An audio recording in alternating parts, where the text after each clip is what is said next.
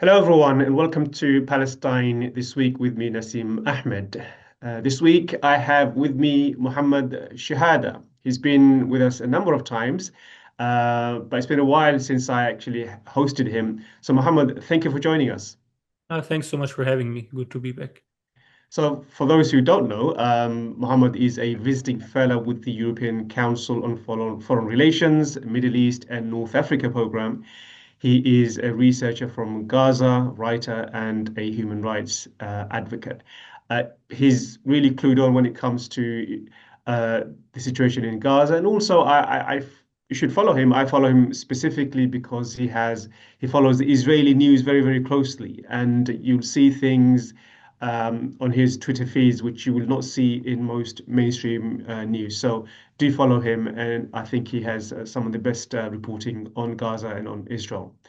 So Mohammed, I want to begin with the situation. Well, I want to speak about the situation in Palestine because Palestine has fallen off the radar with what's happening in Iran and the Middle East in general. I'd like to look at it from the perspective, what are the similarities with Gaza? And then we can spend some time discussing the war in Iran. But before I do that, I want to share some sad news and pay tribute to Professor Walid Khalidi, one of the most prominent and the most important, I would say, Palestinian historian of the modern era. He passed away on Sunday in the US at the age of 100. For those who know Professor Khalidi, he devoted his life to documenting the Nakba. He became especially known for his research on the destruction of Palestinian villages during the 1948 war. His book, All That Remains, became a landmark for anyone researching on Palestinian villages and the destruction of Palestinian villages. As you know, as many as 500, more than 500 Palestinian villages were razed to the ground. And he did the research before many started relying up on so-called Israeli news historians. So his was the trailblazer, I would say, his research. So I want to pay tribute to him. And if you want to add anything, Mohammed, feel free to do so. Professor Khalidi was the ultimate testament to this dynamic where Palestinians would always sound the alarm first. Nobody would listen until an Israeli voice says it, and then everybody would believe it immediately. So he was the first to uncover the Israeli plan Operation Dalit by Ben Gurion and the Haganah terrorist militias at the time, which showed a premeditated intent on the destruction of Palestinians as a group and the full ethnic cleansing of Palestine, something that Israel denies and says that the Nakba was basically the result of war, etc., and all of that propaganda garbage. He was the first to uncover it. It took many years later for people like Benny Morris or Avi Shlaim or Ilan Pape, Israeli new historians, to uncover the same thing and repeat the same conclusions for it to be believed. And you have the same dynamic in Gaza where people would sound the alarm about Israel using human shields, mass graves, field executions, carpet bombing, etc. And it takes years until one Israeli source reveals the same thing for people to believe it. Yeah, I think this similar dynamic is also playing out in Iran. We'll have a look at that as well, especially how Palestinians say one thing and then the media says no, it's completely something else. But then obviously the facts present themselves or come out, and then Israel is forced to admit or acknowledge that they were incorrect or wrong all along. But let's begin with, as I said, with Gaza and the West Bank.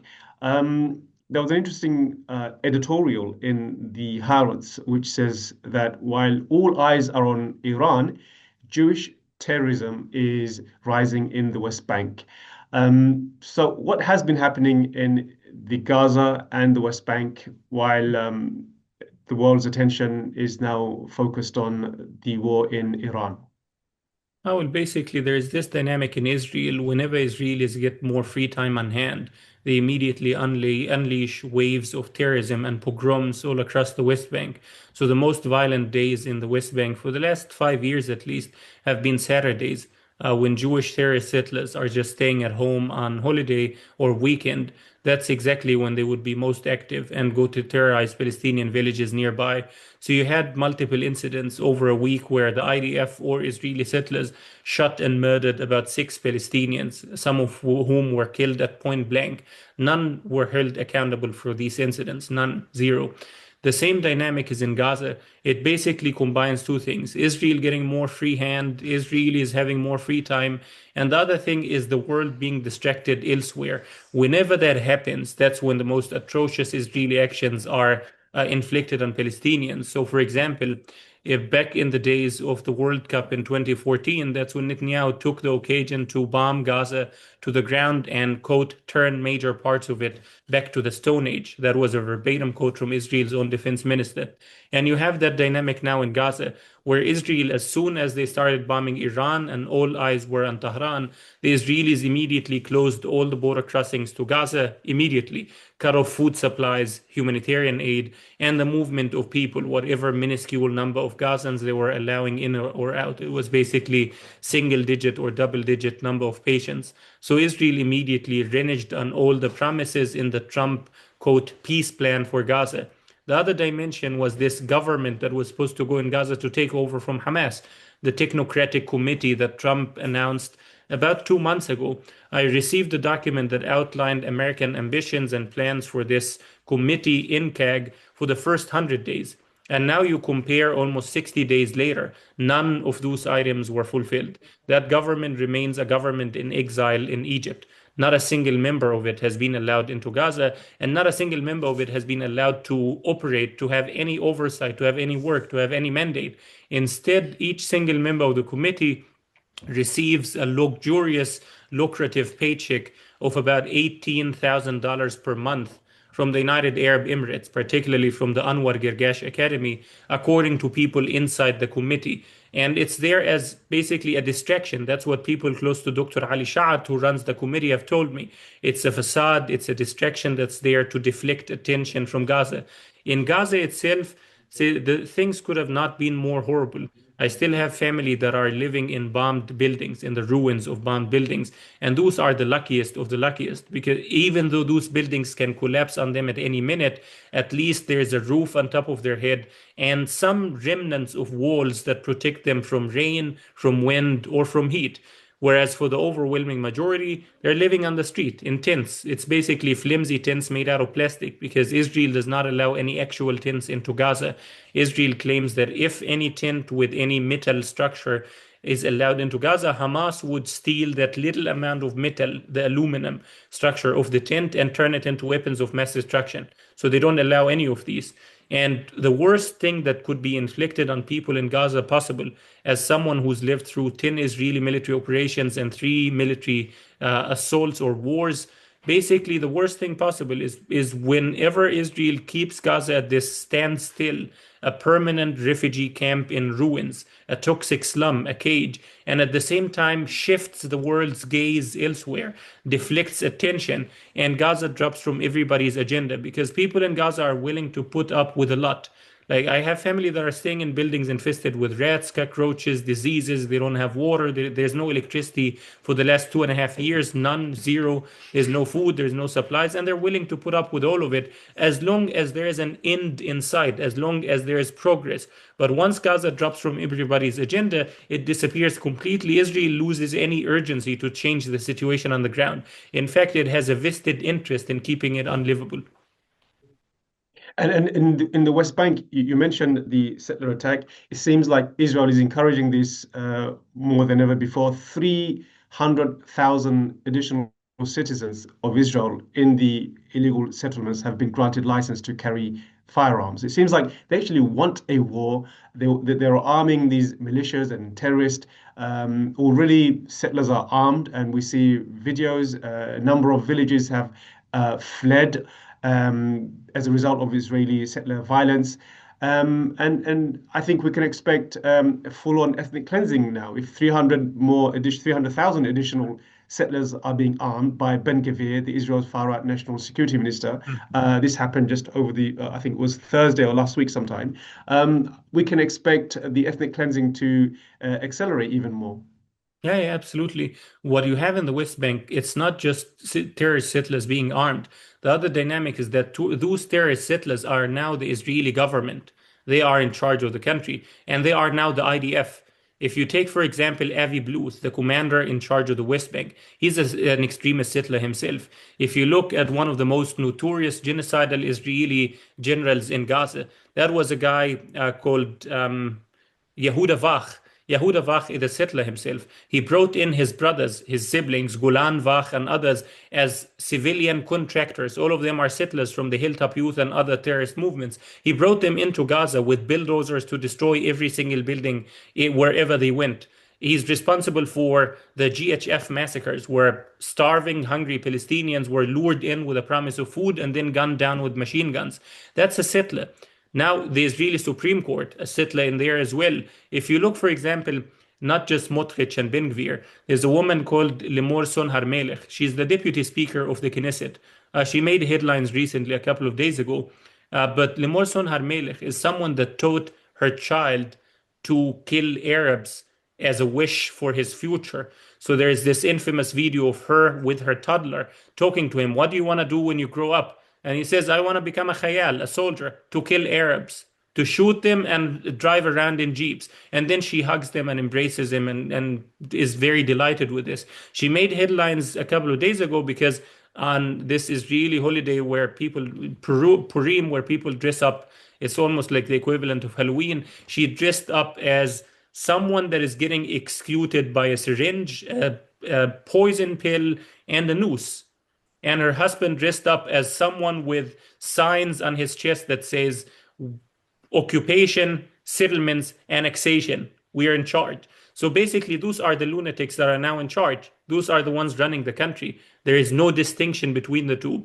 There's a couple of Israeli activists that I know, some from Breaking the Silence, the Israeli organization where they bring soldiers to testify about Israeli atrocities. And one of them told me recently that back in the days, Israel was unwilling to investigate itself. Whenever there was an atrocity, that same person walked into the Israeli advocate general, the military advocate general, and told them, I did all of those crimes when you sent me to serve in the West Bank. I took human Mm. shields. I unleashed dogs on Palestinians. I fired my machine gun. I emptied it into residential areas. I kidnapped people in the dead of the night. And they let him walk free. So he said they were completely unwilling to hold anyone accountable, to investigate, to take any procedure against settlers or terrorists in the army or soldiers or anyone in government. Now they are incapable of doing it because the very same people that are supposed to investigate are the settlers themselves, are the ones unleashing this terror in the West Bank.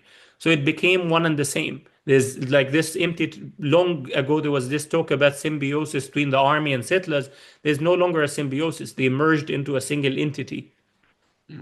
It always struck me how you have all these peace plans, and we'll get to Trump's so-called peace plan, without any effort to de-radicalize Israeli society. You have, especially, I think, Israeli society by and large, if you look at the polls, the numbers who support the ethnic cleansing and genocide of Gaza, it shows this is a society which is mentally and psychologically full of hate, and having any kind of peace proposal without an effort to de-radicalize Israeli society seems a non-starter to me anyway. But everyone seems to, or Europeans anyways, and America seems to want to insist on that. And Trump, of course, is doing exactly the same thing. He's proposing a plan without any effort to look at the sickness and the illness within Israeli society, the radicalization within Israeli society, not least the settlers. So there's no effort to address that. So I want to just talk about your article regarding Trump's peace plan. I thought it was an interesting piece. When I read it, it kind of reminded me, the title of your piece is Dispelling Trump's Dystopia. And to me, it came across as another, when as soon as I see people like Elon Musk, all the tech bros being involved in any kind of political project, it just reminds me, or not, it instills fear in me. The idea being that money will be used to enforce compliance, while AI and the latest technology will be used to criminalize dissent, upstream. So even thought crimes will be categorized as being crime. Um, and then Gaza will become the testing ground for this for the rest of the world. That's how I look at the current situation, the current Trump proposal with private money, with the latest AI and the tech industry to impose this model, which will be tested, where thought crime will become a reality, where money will be, as I said, will be used to enforce compliance, and with the hope that no one will ever resist Israel's occupation. And this is what will be, you know, this is what will be pushed out by other autocrats around the world. That was my thought when I read your article, but I'll let you speak about it yourself. Yep, absolutely. So there are four dimensions to the Trump plan.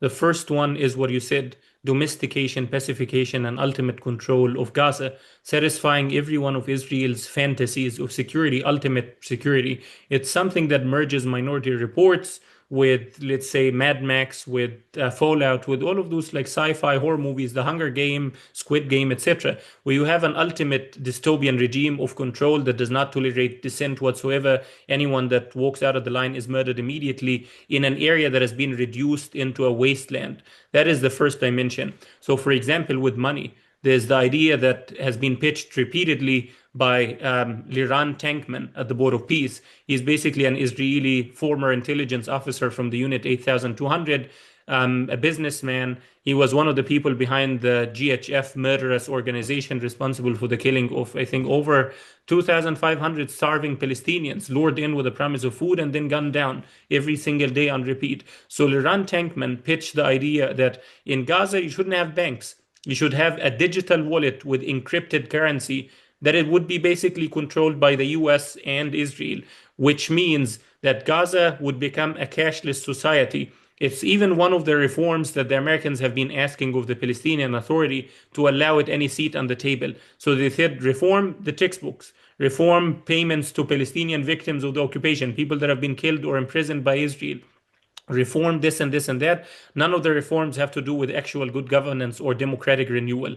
It's all Israeli dictates. And then another reform is transform the Palestinian economy into a cashless society controlled by Israel, which means that Israel would be the ultimate deciding factor in terms of who is allowed to have access to money and how they would be allowed to spend it.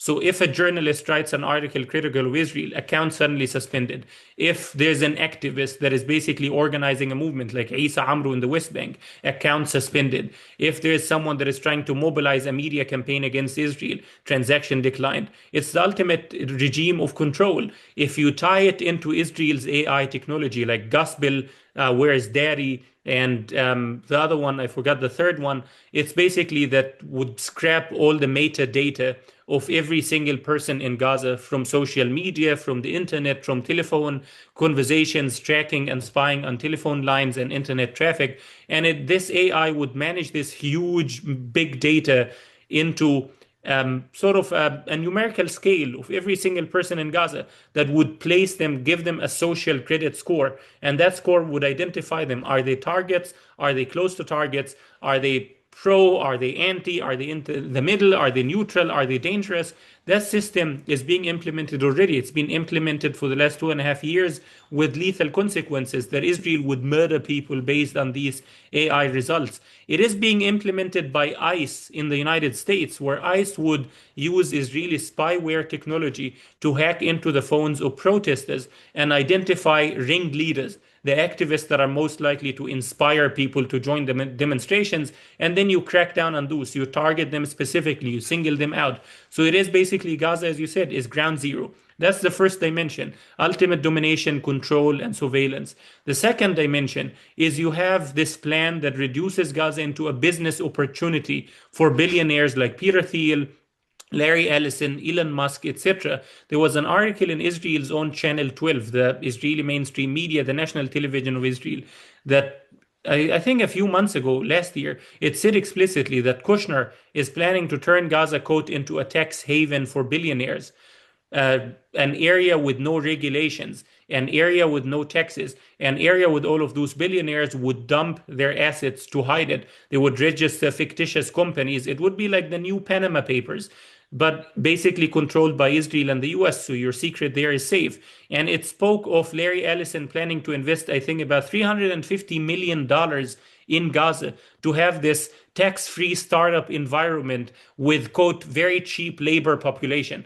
And that is the third dimension. If you look at the map that Kushner displayed at Davos, it reduces Gaza into 8 discontiguous cages. Each of them is disconnected from the one next to it by a huge green buffer zone. But each of those cages is connected to an industrial zone, a data hub, an AI hub, where the people that would be caged in this cage, in this district, would be the cheap labor of that area.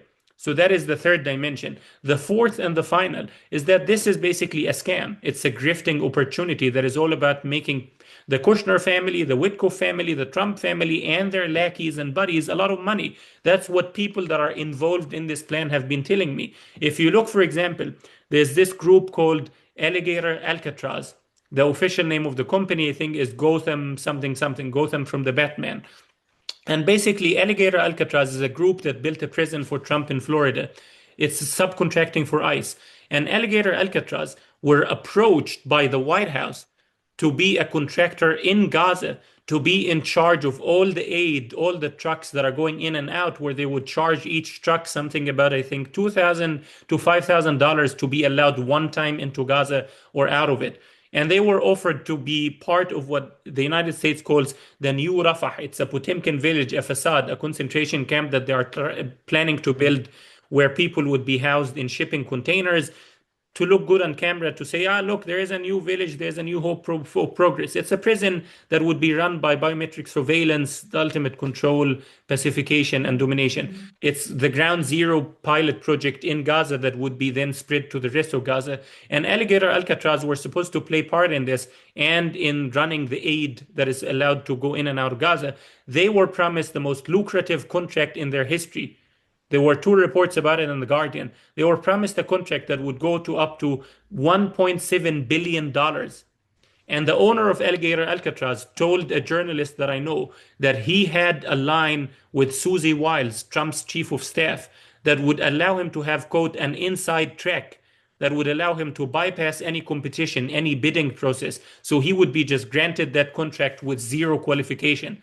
And despite all of this, the Alligator Alcatraz guy was so concerned about working in Gaza that he thought about creating a fictitious sub-company that the contract would be awarded to, because he thought working in Gaza would be bad PR for a group called Alligator Alcatraz. So those are the plans that Israel and the United States have for Gaza: a scam, an ultimate dystopian control and pacification regime, and an enslavement, modern slavery project for billionaires.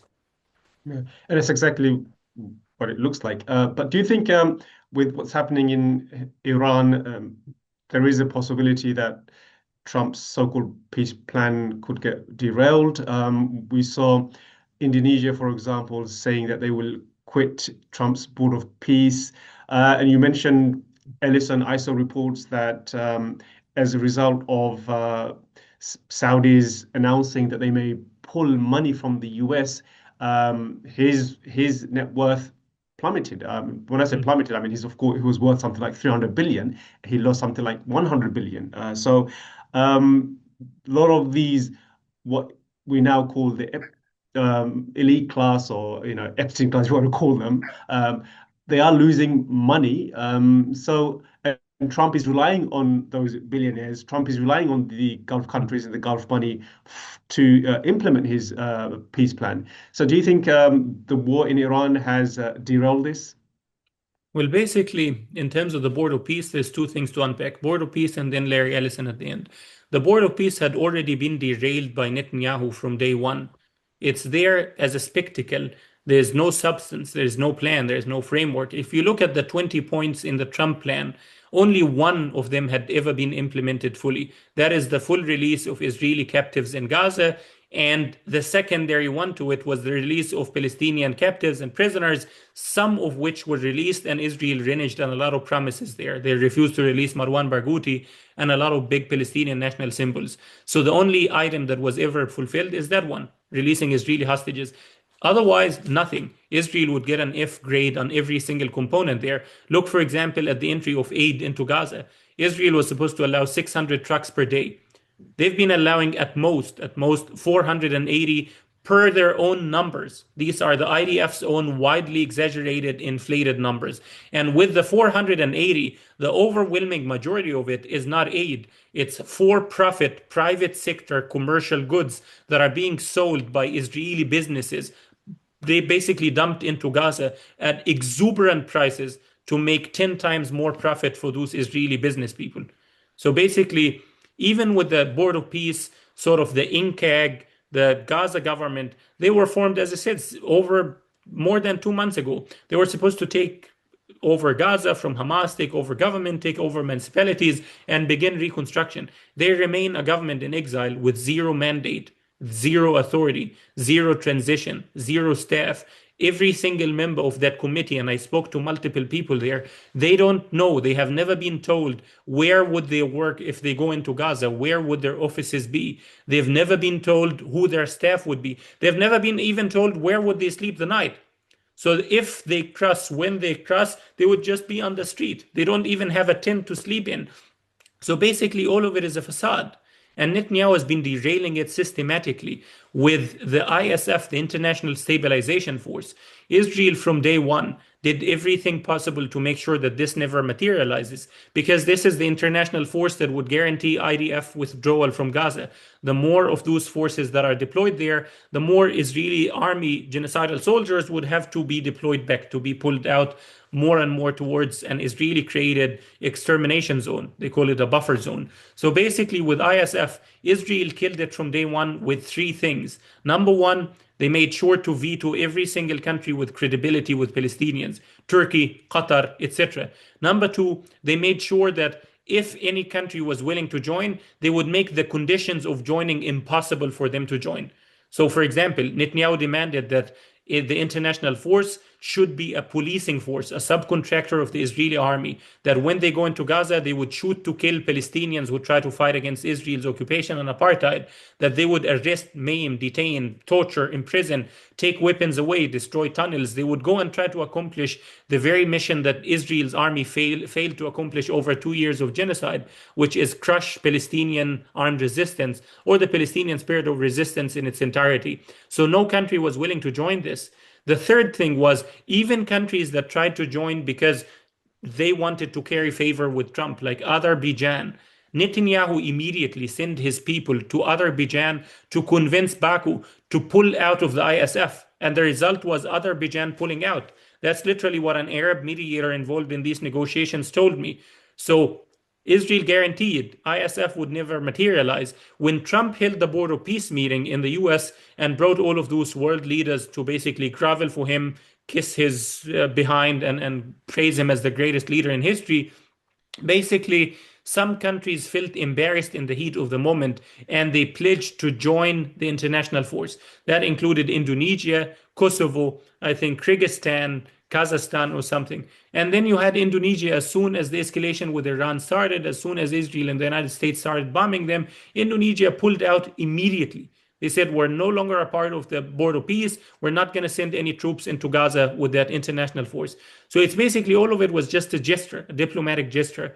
And now the other dimension about Larry Ellison, he lost 100 billions. He might lose 200 billions. He's still going to be okay. If you have $1 billion, it's very unlikely that you would manage to spend it in your lifetime or your children's lifetime or your grandchildren's lifetime. He's going to be fine. But with those people, those are Jewish supremacists. According to organizations like B'Tselem, they are the first ones to use this precise term, Jewish supremacists. It's basically people that are so fanatically pro-Israel, being Jewish only, being Jewish dominated, being an apartheid system, that they consider everything else secondary to this. And with people like this, the greater mission there is more sacred than the wealth that they might lose momentarily, because they trust If Israel, that's the greater mission, if Israel becomes the main and only surviving regional power, if Israel becomes the hegemon of the Middle East, if Israel becomes sort of the invincible tyrant of the world, then they are more likely to make twice as much as they had before the whole Iran war. And that is why you see overwhelming support in the US with pro-Israeli Zionists. You see, I think, something over 70% support for the US Israeli assault on Iran because they want Israel to be the uncontested hegemon of the region. I mean, what confirms what you're saying? The FT, the Financial Times, interviewed an Israeli official, and they were asked about the war in Iran and the strategies. What are their priorities? And the Israeli official basically said, we just want chaos. We want the destruction of Iran. And when the Financial Times journalist asked, but that would leave the region in chaos, he said, we don't care. Chaos is fine with us. So I think they feel that they can manage the chaos, whereas I don't think that's the policy of the US. I don't think Trump wants the fracture of Iran into five, six different statelets. But I think Israel is more than happy with chaos, thinking that this will serve their interest. And chaos will ultimately weaken all the Arab countries. The Gulf countries cannot survive in chaos. Gulf countries need trust and security. But Israel doesn't need that so much. I think Israel feels because it has a class, an elite class, people like Ellison, who will always look out for Israel's interests above anyone else's interests. I think they feel that they can survive any chaos in the Middle East.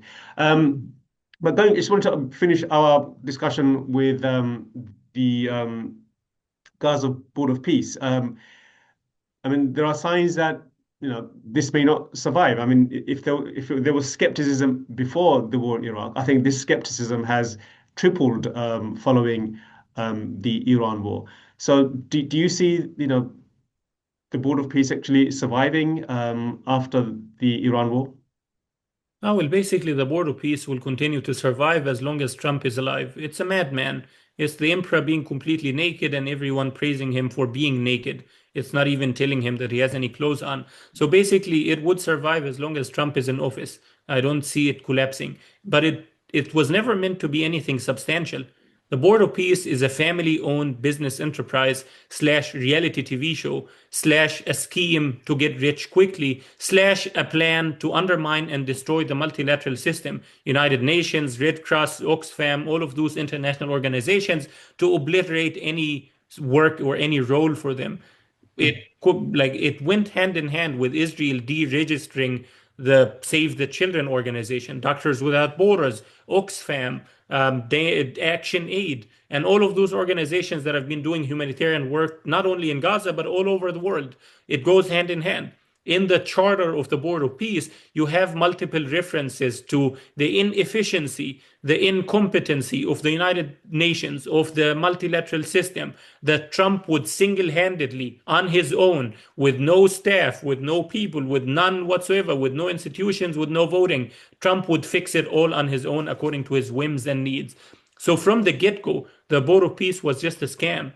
Now it will remain as a spectacle. The war on Iran will make it more difficult for countries to be in that board. But at the same time, we saw they didn't have a problem with being in the same room with Gideon Sa'ar, the Israeli foreign minister that denied famine in Gaza consistently and repeatedly. They had no problem being in the same room, on the same table, on the same bench, and praising coexistence and peace and tolerance because they are afraid of the madman. But the problem here is that all of those regimes, whether in the Arab world, in the Muslim world, or beyond, all of them, they forget that in Trump's first administration, the only way to basically be safe of Trump is to confront him head on. If you try to suck up to him, if you give an arm, if you give a finger, he's going to take the whole body. He's not just going to leave anything behind. With Iran, we saw Trump, as you said, Trump was upset that Israel was bombing oil refineries in Iran because he wants to take over all of those. The Board of Peace was not only limited to Gaza. The Board of Peace is supposed to be a Trump-owned family mafia-style enterprise that would run areas like Venezuela, Iran, Panama, Greenland, the sky is the limit. They would expand border pieces everywhere. And it's not even a hidden secret. They talked about that explicitly, that there would be boards of pieces everywhere, all around the world. So it's just Trump taking over one country after the other. With Iran and Israel, Israel's ambition for the region from day one, from Israel's inception, was to make sure that its neighbors, it would be surrounded by neighbors that are either ruled by puppet regimes dominated by Israel and the US, or that it would be failed states divided in chaos. When Syria was starting to stand up on its feet again, when Syria got a new government, deposed Assad, and started to gain international recognition, sanctions are lifted. That was the worst nightmare scenario for the Israelis. In the most sort of nightmare scenario for Israel was when the Syrian president Ahmad al-Shara was trying to reconcile with the Druze and with the Kurds. There was an article in the newspaper, in the Israeli newspaper Ma'arif. The headline was something like Israel's worst nightmare is becoming true. The Syrian government is reconciling with the Kurds and the Druze. It's basically Israel's fantasy is like being a regional hegemon. Before October 7, Israelis had a facade of morality that they would hide behind, that they would try to deny consistently all of those desires to dominate, to be invincible, to rule, to sow chaos, to destabilize all of their neighbors. That was basically a facade, a veneer that they had before. It leaked from time to time. So, for example, long before October 7th, long before Israeli society became fully lunatic, according to Israel's own historians like Ilan Pappé, long before all of this, in 2015, Israeli Haaretz columnist Gideon Levy, he said that he wrote about Israel treating Palestinians in Gaza as human animals. And then he quote said, I got many protest letters from Israeli animal rights organizations saying, how dare you compare Palestinians to animals? The Amalek reference that Netanyahu invoked in both Gaza and now in Iran is something that Israeli politicians invoked from time to time. There's even a member of Knesset that Netanyahu brought into the Knesset. The name doesn't come to mind at the moment, it'll come in a bit. But he was the author of a newspaper that published an article that was headlined something like Beware of the Amalek, and it was telling the Israelis to smite the Amalek, to destroy the Amalek. And the article doesn't name explicitly who, but it says like, don't rent them an apartment, don't live next to them, don't feel safe around them. The only way with them is to destroy them. A good Amalek is a dead Amalek. So it's always been there. October 7th simply removed that veneer. It deluded the Israelis with the idea that now they have a strong victimhood narrative, which is, Hamas, October 7th, the worst attack, blah, blah, blah. And that delusion removed that veneer, the need, the urge to have any moral spectacle is completely gone. So now you have Israel being completely naked for what it's been all along. You have now even the Israeli leaders of the opposition, like Yair Lapid. Before we go to that, Muhammad, I just wanted to focus on the Amalek point. So Netanyahu invoked, as you mentioned, Amalek before the war with Iran. I'm on. Have you seen any other similarities between the way Israel has been conducting the war in Gaza, the genocide in Gaza, and the war in Iran? Whether it Yes. be from a point of view narrative. I mean, I've seen quite a few, and I just wanted to get your thoughts on that. I mean, first you saw the response following the attack on the girls' school, where 175 children were killed, including some parents who rushed to the bomb site, the school, to save their children. So the parents were also bombed, and you saw the immediate denial by Israeli flunkies and propagandize using misinformation and lies. Exactly what happened in Gaza Strip with the bombing of many schools and hospitals. Early on, I remember the Al Ahle Baptist Hospital was struck. Complete denial. But I think there's more evidence that it was Israelis than any Islamic Jihad bomb that fell on the hospital. So there's that similarity. And there's also, I was also thinking about the admission the Israelis finally made that the Gaza Health Ministry figures for the number of Palestinians who have been killed by Israel is actually correct. So for 2 years, of course, we know they have denied, but then in January, they made that admission. And January is also the time when there were a lot of protests in Iran. and Israeli flunkies and Western media, they made up this number out of thin air saying 30,000 people Mm. were killed. And I don't believe that number. Maybe thousands of people were killed. That seems to be, even the Iranian government has said that something like 3,500, 4,000 were killed. But they came up with this 30,000 number at the same time as when they acknowledged that 73,000 Palestinians had been killed. For me, that was a way to um, Mm. basically say that, yes, we killed 73,000, but look what the Iranians have done. They killed 30,000 in 2 days. And I think there Yeah. is this propaganda element to their admission to the killings in Gaza, 73,000, agreeing with the Gaza Health Ministry, because it served another propaganda purpose, which is to say that, okay, we killed 73,000 in Gaza, but look at the Iranian regime. They've killed 30,000 in 2 days. So we can't be that bad if the Iranian regime is killing 30,000 over 2 days. So that was something that came to my mind. That Israel doesn't do anything, say anything, unless it serves a propaganda. And I think the admission in January coincided with this claim that 30,000 Iranians were killed. So there are a lot of similarities and overlaps. So I just want to get your thoughts on what other similarities and overlaps have you seen? Yeah. Now, well, with the Gaza death toll, Israel even has now a vested interest in admitting that precise death toll. As you said, they have a term of reference or reference in mind, which is the demonstrations in Iran. The number that I saw from Israel most recently was something like 50,000 demonstrators that were killed in 2 days. The sky's the limit. They might up it to 80 million over a week from now. But basically, the vested Israeli interest in admitting the Gaza death toll now, it comes from an Israeli sort of talking point that they are trying to send to the Trump administration is that Gaza's population has declined significantly to warrant a significant decrease in the amount of food that Trump asked Israel to allow into Gaza. There was even an article in the Jerusalem Post where the IDF is saying that we were asked by Trump to allow 600 trucks per day. We should allow 200 because the population in Gaza is less than what they used to be. But 200 is basically a third of what was supposed to have be allowed in the first place. So basically, like every time they admit one of those things, there's even a hidden agenda behind it that's so nefarious, so insane, so convoluted. But the other thing about the similarities between Iran and Gaza, Israel, Gazans would always tell you something like Israel would always start its next aggression, its next assault from where it stopped last time, from where it got away last time. They're always testing boundaries and limits. The Israelis are very experimental in their conduct. And they also operate with a desensitizing sort of approach. They bomb the Ahli hospital and then deny that it was them. And then the world gets shocked and they get confused and they don't want to spend a lot of mental energy trying to see who did it and who didn't. So they move on.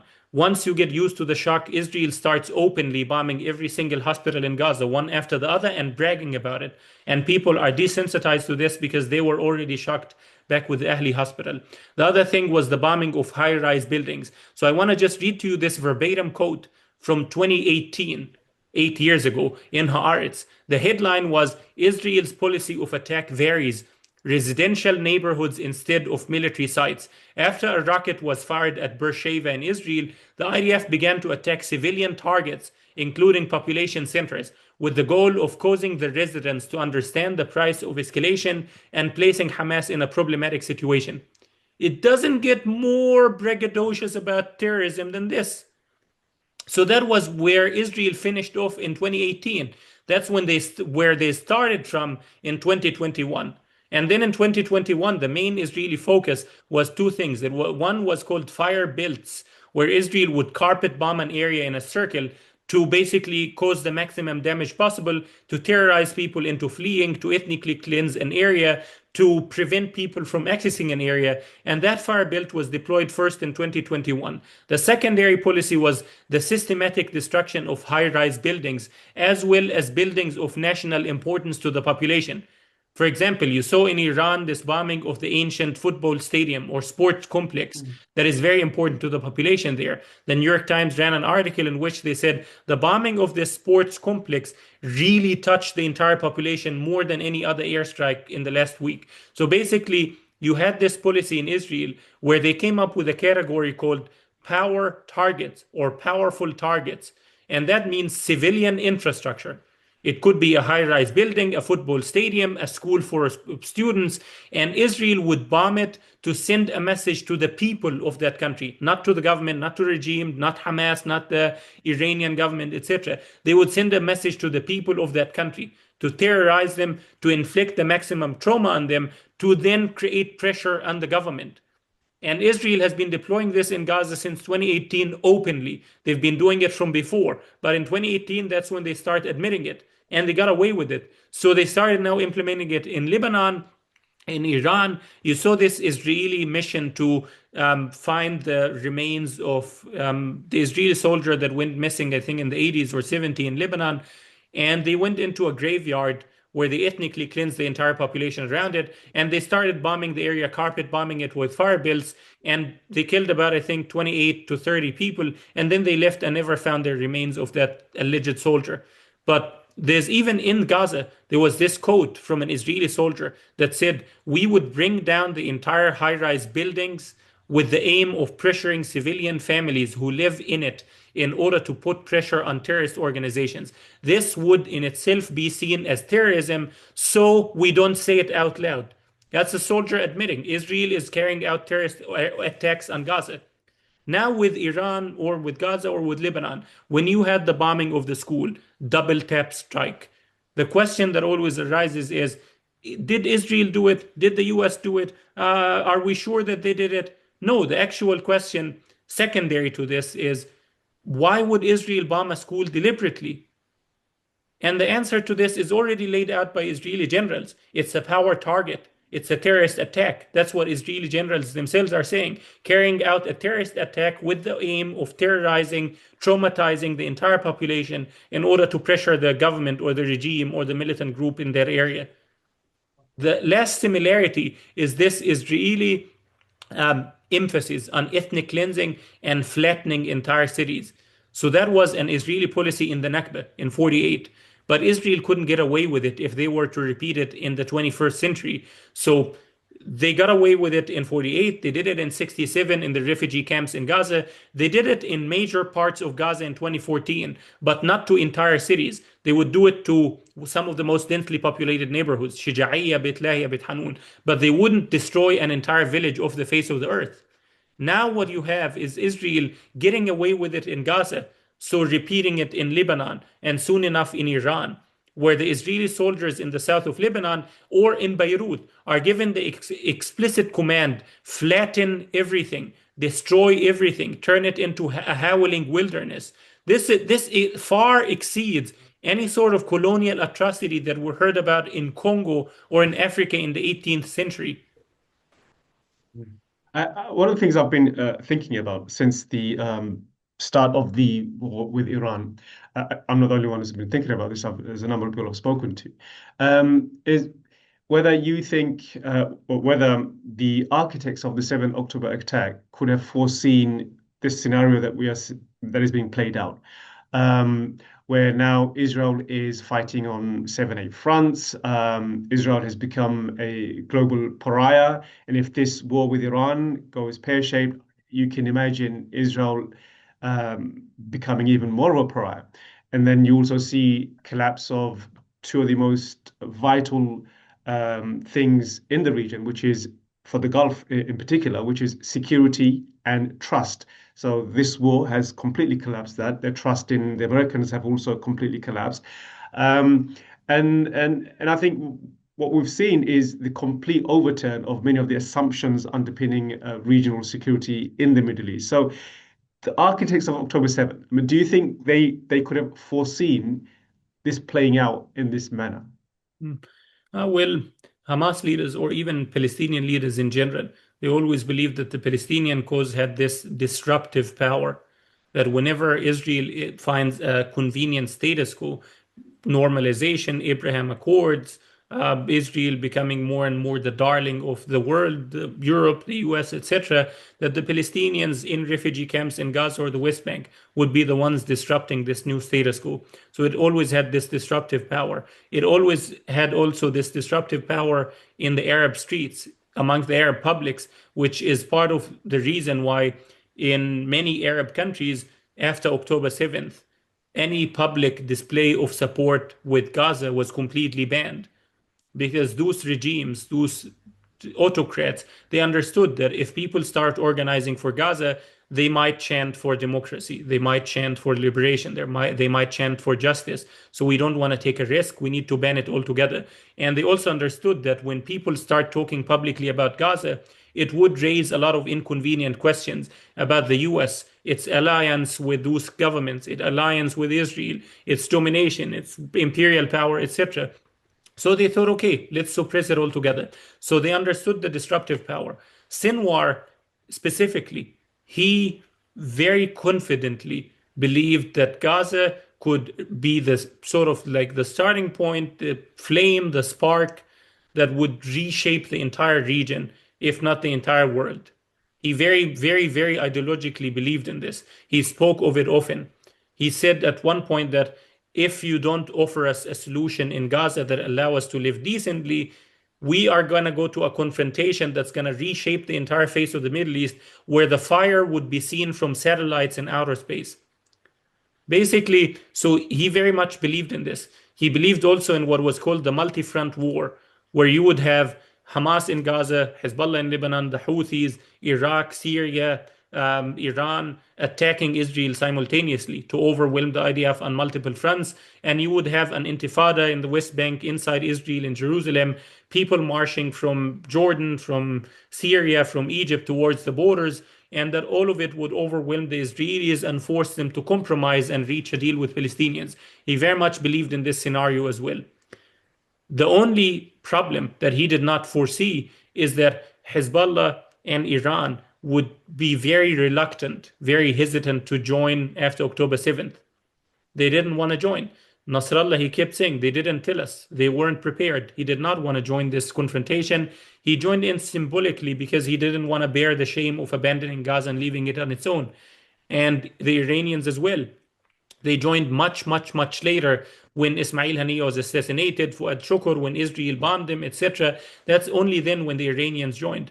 But before then, there was nothing. When Israel bombed the Iranian consulate in Syria, that was basically the hay that broke the camel's back. Before then, nothing. And that made it much easier for Israel to basically go after each one of those members of what is called so-called axis of resistance, one by one, and made it more manageable to the Israelis.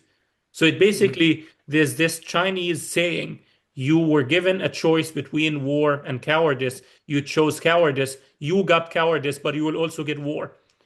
And that's what some of those forces in the region are getting. For example, like there are many Arab governments that thought if they were to suck up to the US and Israel and keep their heads down for the last 2.5 years, they would be safe. They would spare their people, themselves, any damage or destruction. Look at those countries today.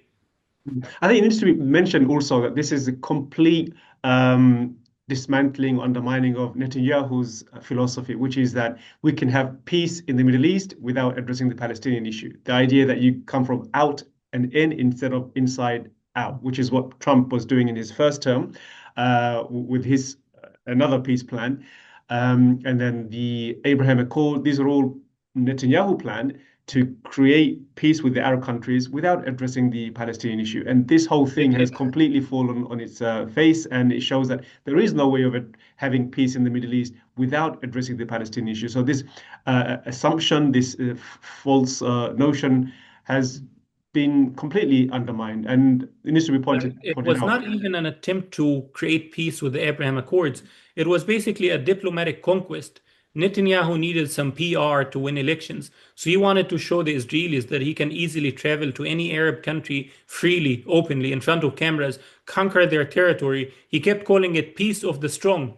There was nothing about peace in there. Every single one of those regimes, as soon as they normalized, they would prohibit any criticism of the normalization in Israel, and they would encourage their own citizens. If you find anyone discussing this openly, report them to authorities so that we imprison them, torture them, etc. There was no peace in there. It was like Netanyahu was basically very excited about the spectacle of having dictators in the region groveling to him in front of a camera, kissing the ring, And that was the only spectacle that he cared about. There was nothing about bilateral relations, peace, etc. With or without the Abraham Accords, all of those relations were under the table already. All of them were clandestine. Export, imports, business, spyware, military cooperation, intelligence sharing, all of it was there already. So it was the diplomatic conquest that was at the essence of all of these accords. Let's end on one more similarity, which is how religion is being evoked by Christian Zionists in the army. So there was a lot of reports about American soldiers framing the war with Iran as a religious war, and this view has become more and more popular. So one official, he was, I think he's in the Military Religious Freedom Foundation, the president of that organization, Mikey Weinstein. So he said that anytime Israel or the US is involved in the Middle East, we get this stuff about Christian nationalists who've taken over our government and certainly our military. And they're the ones who are evoking this religious fervor. So it's really hard to disconnect the religious supremacy and the mindset of Christian Zionists who are seeking to, expedite the coming of the Messiah with war that's taking place in Iran. I know many people will say that is not the case, and many Americans will also say that is not the reason for the war. But there is a constituency within the American army, not just the American public, Christian Zionists, American army, who believe that what they're doing in Iran is really creating the pathway for the coming of the Messiah. And this is something very similar to what many of the Christian Zionists and also Jewish Israeli settlers, what they believe in. So that's another dangerous similarity, which is being kind of normalized in the way in American wars as well in the Middle East. Yeah, absolutely. You have two things at hand here.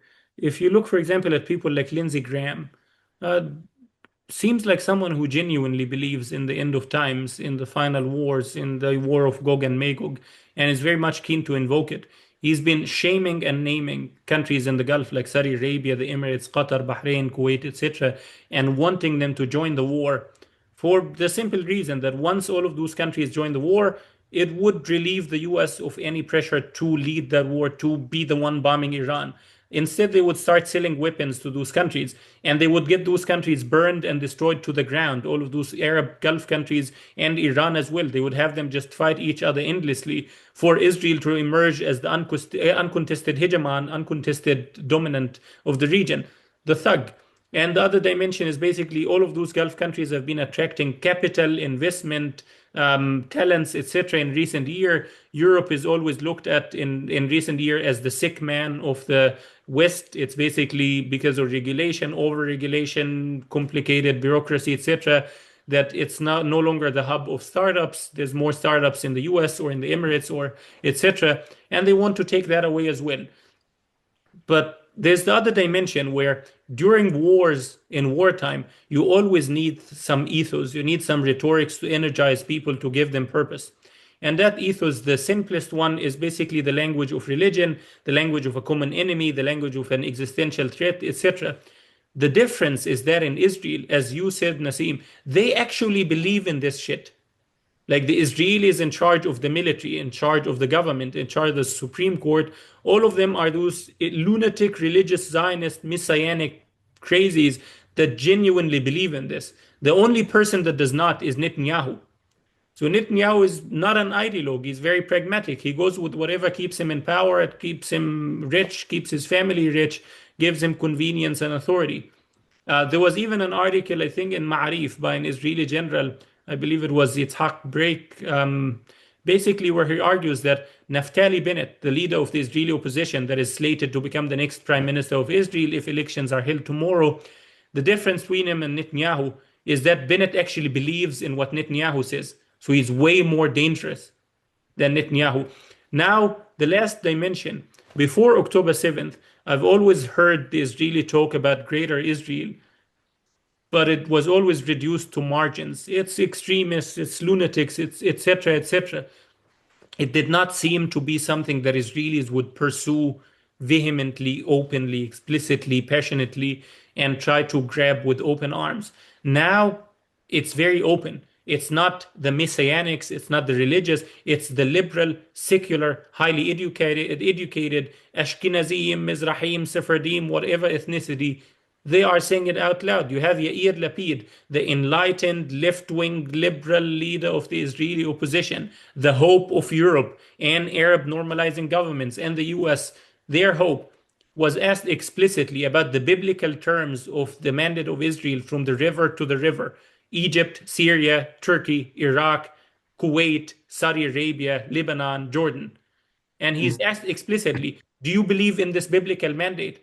The answer to which would have been very simple for someone that's atheist, secular, liberal, blah, blah, blah. He would have said, nah, Israel is what it is within its borders. No, he said, this is the essence of Zionism. This is what Zionism is based upon.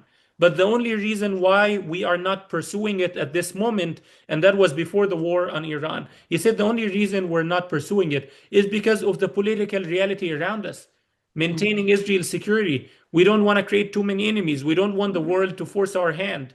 Yeah, I found the Lapid statement really concerning because you're told that these radical religious fundamentalists are fringes of Israeli society, but that's not the case. This is a secular person. He's the opposition of Netanyahu, but he came out and doubled down on what Huckabee had said. And then I'm of the view that religious eschatology, if when and if they do come true, it's not because it's inevitable. It's because it's a self-fulfilling prophecy. It comes true because of your actions. And in most religions, I mean, in Islam, let's just say, I mean, I'm a Muslim, there are eschatological elements to it, but there is nothing in those eschatological scenarios where human beings are asked to enact or create foreign policy to bring about the religious end of times scenarios. That's not something that exists in the majority, overwhelming majority of Muslims. Yes, you may find it amongst, say, ISIS, the fringes, but you have now Israeli society gripped with ISIS-like fervor about eschatological scenarios and bring that about. And you have similar ISIS-like mindset in Washington, who in the White House, who have captured the government, who are now trying to bring about this end of time scenario. So ISIS was a very, very marginal group within the Muslim world. But here in Israel and in the US, the same mindset, the same radical extremist views have captured the most powerful state ever to exist. So this is an argument which I think has a lot of persuasion, and it's quite scary to think that is where we are heading. That religious eschatological scenarios are actually being implemented, or there is an effort to use human agency to bring that about, and I find that quite scary. Absolutely. And there's the other dimension is that Israel is basically very hungry, very starved for expansion and power. There was even an article in the Times of Israel in an Israeli newspaper. The headline was literally, Israel needs Lebensraum, living space, the German Nazi term. Literally, it was in German. It was not even in English. It was very open, very explicit. They took it down when people started to read it and there was backlash. Then they changed the headline. That was the explicit headline. Israel Yeah. needs Lebensraum. Israel needs a living space, the Nazi term. But basically, the Israelis now are very much in a hurry. This morning, there was a report, I think, in Reuters that said Israeli generals are trying to destroy as much as possible in Iran because they believe that Trump might call for a ceasefire at any moment. So they want to get away with as much as possible.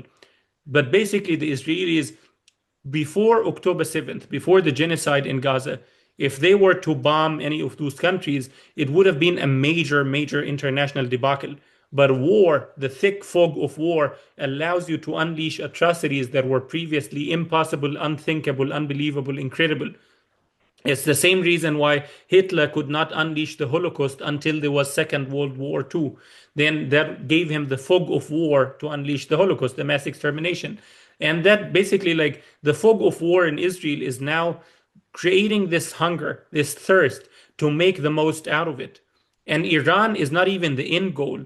The end goal, like, there's multiple next steps, but Israelis themselves, they don't know what the end goal is because the sky is the limit.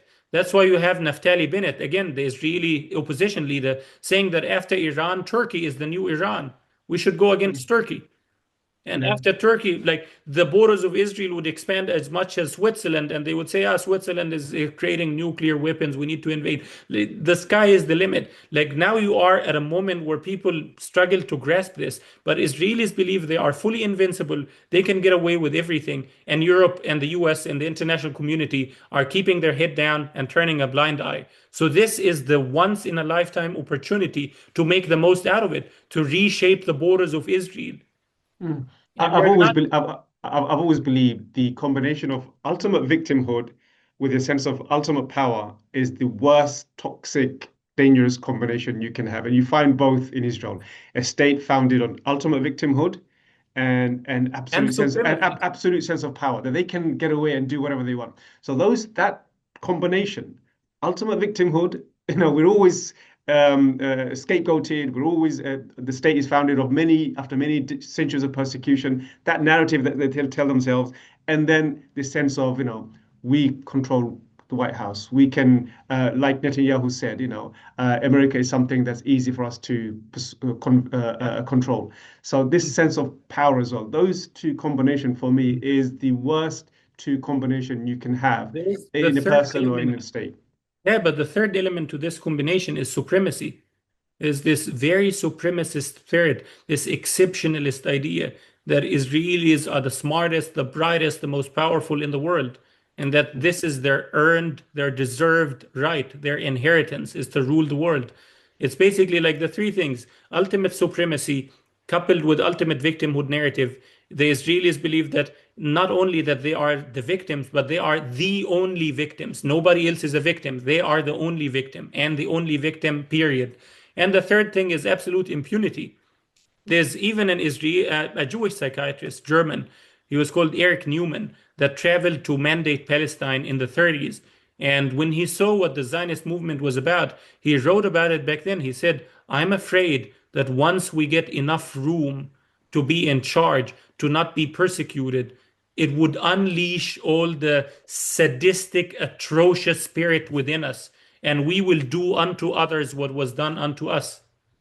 And that was a Yeah, prediction almost a century ago. yeah, scary. Muhammad, it was a pleasure having you on the show. So much insight and information and analysis, amazing analysis. Thank you so much. Thanks, And Professor. I hope to have you again on the show soon. So thank you for tuning in. And do follow Muhammad. As I said, he follows Israeli media very closely, very astute analysis of geopolitics, especially, of course, the Middle East, Gaza, and Israel. And tune in for our regular update on Palestine with me, Nassim Ahmed, next week. Bye bye.